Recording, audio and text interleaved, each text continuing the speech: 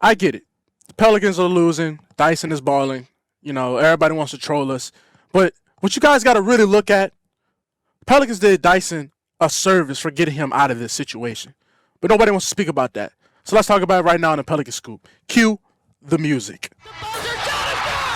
This is the Pelican Scoop with Jordan Kitchens, breaking down everything under the sun about your New Orleans Pelicans. Smash that like button, leave a comment, and subscribe to stay on top of your Pels content. Now, running point, here's Jordan. What is good, everybody? How are you guys doing today? It is your host with the most, Jordan Kitchens. Like, comment, subscribe. We're back again with another edition of the Pelican Scoop. And I told you yesterday the Pelicans going to play the Hawks and they were going to lose, and that's exactly what happened. Team kind of fight a little bit, but at the end of the day, man, because I don't want to keep sounding like a broken record, because every loss is kind of like the same type of loss a little bit. Like they're just not good enough, right? Revenge game for Dyson. Obviously, knew he was gonna do his thing. I think, matter of fact, I'll do y'all. I'll really, because Dyson's stat line. I mean, as you're watching the game, you felt like his stat line was ridiculous, but let me just really give y'all. I mean, you knew Dyson was going to have another phenomenal performance against the team that traded him, obviously. 19 points, 5 rebounds, 2 assists, 4 steals, 1 block. I mean, great game. He only shot 1 for 5 from 3. Which people be forgetting about that, because that was kind of that would have been his role on the Pelicans. Like, I get it. Kick a body when it's down. I get it, guys. Because there's probably gonna be Hawks fans that watch this video because it's Dyson in the title and whatnot. So it's the hot commodity. I want to look at him. Like, granted, Dyson is a great player. But that was not his role on this Pelican. That was not great. That's David Griffin, Willie Green. And Willie Green, it's a blessing that Dyson's not on this team no more, because Willie Green can't unlock anybody. This man has Trey Murphy. The Pelicans run no offense for Trey Murphy. It's like, Trey, get it out the mud. He's not Brandon Ingram like that. And I hate how people, when you're losing, so now the fan base is, your fan base is going to collide. Like, people all got an issue with everything. So I'm not really too much bought into all that, but the whole, I get it. Off season and all that, when I first got on this channel, I was like, they need to trade Brandon Ingram, pay Trey Murphy, build through Zion, get the assets, actual big man, even though Yves Missi has been that is the problem with this team. We'll get to Yves Missi. That is actually the real problem with this team. We'll get to Yves Missi, but actual trade Brandon for actual real NBA big. Granted, you end up with Daniel Tice, who's not a real big. You could have had Yves Missi and, such and such. But my whole thing about that was under the assumption that Zion Williamson was going to be on the court. Yes, that's my fault for even believing. That's like believing in Santa Claus, and I'm 24 years old. That's like believing in that right now. Like, it's foolish. It's foolish, right? But I believe that Zion was going to be on the court, at least. He played 70 games last year. I didn't think he was just going to regress back to slob who doesn't care. But that's probably what he truly really is. He really just doesn't care, right? So Trey Murphy, I see people talking about, well, he's not BA. Y'all see, y'all getting, that was never the games. The games don't even simulate. They're not even similar type of players. Trey Murphy is one of those guys. He's a role player. Yes, guys, role players make crazy money in the NBA. Open your eyes. This is not just the Pelicans playing glorified role player to elevate. Trey, when his game is at his best, is when you have Zion on the court, an actual scorer, somebody that's going to attract attention, bring some type of gravity, kick it out to him. If you're not going to be running offense, some type of play or something for him, he's not, his handles have gotten a lot better, but that's not his game. I'm not expecting Trey Murphy to come out there and hit contested middies and creators. Like, that's not his game. His game is supposed to complement your stars and open up their games. So when Zion's not there, that's like Zion is the human. Trey is his gun. Okay, that's give you that visual. Zion is the body. Trey is his gun. So now you don't have a body, you just have a gun. You don't even know how to use it. You're shooting the gun with your left hand, you're right-handed. Little things like that. That's a Willie Green thing. It all boils down to that. But we keep making every video about Willie Green, but I mean, it's the truth, man. I mean, offensively, we're terrible. Defensively, we're terrible. It's not improving. You keep doing the same things over and over again. Javonte Green just keeps sneaking out of. It's like every season, Willie Green's going to have one role player that he just falls in love with. And this season, last year was Najee and, Dyson. This year is Javonte Green. And granted, we are very thin. I mean, I can really sit there and talk about everybody. because nobody's really performing. I mean, CJ looks really good, but is CJ just trying to ball to get traded or whatnot? Like, CJ's playing high minutes. He's leaving out there. Shout out CJ, a professional. He's a professional. So let me take that back. No, he's just a professional. That's what professionals do. They do their job, right? DeJounte has not looked great. I don't think he has had a really good game since breaking his hand in the first game.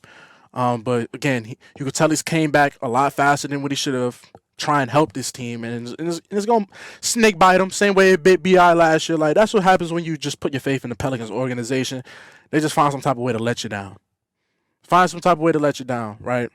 You're just continuously losing. DeJounte's not playing great. He's playing, had his mom having a stroke. He's got a lot going on. People, they want to kick him down. Like, that's what I'm saying. Like, Hawks fans, they're trying to kick this man while he's down. The man mama had a stroke at the beginning of the year. He had to miss time because of that. He coming off a broken hand on his shooting hand. He rushed to came back to try and save these sad jokers that he call his teammates. Zion, you know what? I'm not even saying I'm not gonna name drop anybody. But trying to help his teammates out, people still kicking him. So I don't appreciate that at all. Right? At all. Because at least he cares. Compared to a lot of other players on this team that don't care, right? But I get it. So it's professional sports. It's all performance based. You play good, we talk good about you. You play bad, we talk bad about you. It's wishy washy. You would say I'm wishy washy too, but I just don't appreciate like a lot of the DeJounte discourse I've been seeing. Like, bro, he's far from the problem, and it's not this. It wasn't like the team was winning beforehand, and he showed like. It wasn't like they was winning when he like, come on, man. Better try, but I get it. It's all short term. I mean, right now it looks bad. It probably will be bad, but it's all short term. That's one thing I will say. Because you would have said that the Pelicans would be in a situation last year around the same time. I'd have been like, you're a fool. I don't see that happening. No way. So it's all short term. Remember that. I just want people to remember that. It's all short term. Watch. When we talking years down the line, we'll see, but we'll see. Like, in my humble opinion, I just don't think this team gets along. Like, behind closed doors, locker room wise, has to be a toxic situation. Obviously, the players don't believe in the coach, probably don't believe in Griff. I don't even think they believe in each other because, yeah, they can show you, the team can sit there and post pictures on social media about they're all smiles and kiki in that practice. I don't know how they're doing that after losing so much, but, they can sit there and portray this image the Pelicans try and put out. But I don't think they really like each other or there's like any type of camaraderie because you don't lose this many games with actual talent pieces. Like, it's not like this team's bad. Okay, I've seen bad. Like, I think they just believe it's over with. I don't think they know the season's over with. Like, that's how they're playing. Like, they know, like, yep, this one's over with already. So, and that's sad to say. Like, it's just hit December and they already know the season over with. It's crazy work. But I don't think they get along at all. I mean, truthfully, if you got to sit there and do a blind survey of everybody on the team, I think they don't get along. Because teams that get along and are, have a good team chemistry and all this, they don't end up on these type of losing streaks like this, right? I did a video yesterday. I said, when the next time out of the 10 games in December, what type of, and all like playoff teams, what do y'all see? A lot of people say 0 or maybe 1, and that's bad. But if a team really did care and they really had some team chemistry, some type of pride, it's not this type of skid, man. Like, somebody going to have to pop up for a good game. And it's not like your head coach is making it any better trying to make new sets or come up with some type of something new. It's, same thing Willie Green going to do. And literally the definition of insanity, doing the same thing over and over again, expecting different results. Nothing is changing. You just keep continuously losing games. And you just have people clowning fans that put their money into this, getting trolled and all that because the product y'all put out there is god awful. People don't even want to watch the games no more. I'm surprised y'all even showing up no more. Y'all have to make it known that, like, dude, this is not acceptable. But anyways, bright spot is Missi. He's, I mean, this brother is exceeded expectations. You can watch all the videos in back. I had no idea that Missi was gonna either progress this fast and actually be a stalwart, or damn near be our best player. So that's why I was like, that's really the problem, is that Missi's our best player. Because he just got here, and he's on a rookie deal, and he just started playing basketball like 5-6 years ago. And he has the most heart and the most passion out of everybody on the team right now. He's your best player. That's why I said that's a problem. He cannot be your best player. And that's no gripe against Yves Missi. Like, he in the future, but the rookie he cannot be the best guy. And that's the problem. But shout out Yves Missi because you're performing way exceeded my expectations. Way exceeded. You know, I mean, my expectations were 6th seed for the team wise, and that